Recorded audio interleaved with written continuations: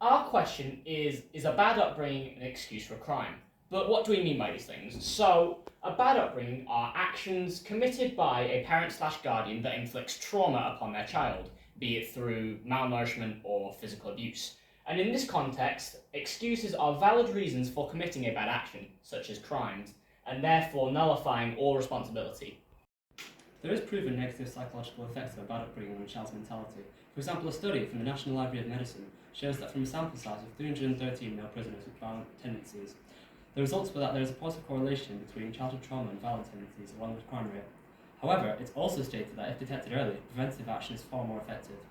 A source from the Psychology Sutherland shows criminals may feel joy from committing a crime such as shoplifting or violence.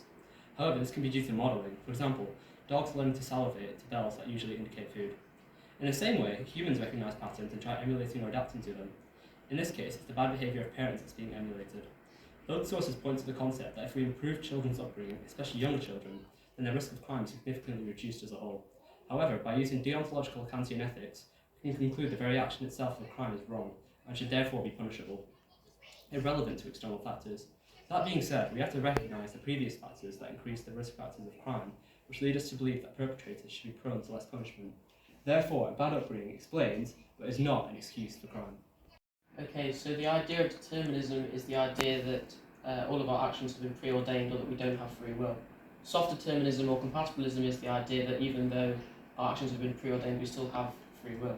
So particular moral or advocates for this theory is David Hume or Daniel Dennett, who follows the compatibilist approach that even in a universe governed by causal laws, our capacity to make decisions regardless of upbringing or outside influence is the manifestation of our free will.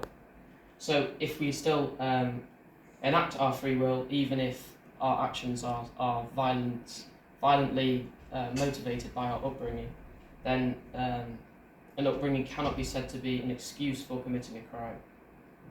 Some would argue that even considering bad upbringing in court is undervaluing the self-control involved in committing a crime.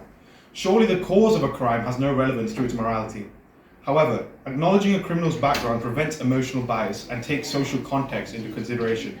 Otherwise, the decision to convict a criminal would be made far too easily. Inspired by such a sentiment, in 1991, after the US versus Floyd case, neglect at youth was declared a mitigating factor. However, in 1992, the decision was revoked. This came after criticisms that, due to the vagueness of what constitutes a bad upbringing, it could be used for too wide a variety of crimes, rendering it meaningless as there is no longer something to distinguish between defendants. However, mitigation need not be vague. If one provides specific evidence of childhood trauma, for example, trauma due to physical abuse supported by professional opinion, rather than the vague umbrella term of bad upbringing, a sentence could be mitigated but not guaranteed. So, from a legal standpoint, a bad upbringing isn't an excuse for crime, but in special circumstances, it should serve as a mitigating factor in sentencing. We agree that a bad upbringing is not an excuse for committing crime. However, in some circumstances, it is necessary to consider someone's childhood when deciding on a suitable punishment. With this knowledge, from a legal viewpoint, a poor upbringing cannot excuse crime, however it should not be ignored in a court of law if appropriate to the case. A bad upbringing explains a crime but does not excuse it. The idea of determinism was discussed prior, and while it raised interesting arguments surrounding human beings becoming products of their environment, we still see all humans as having free will and moral responsibility.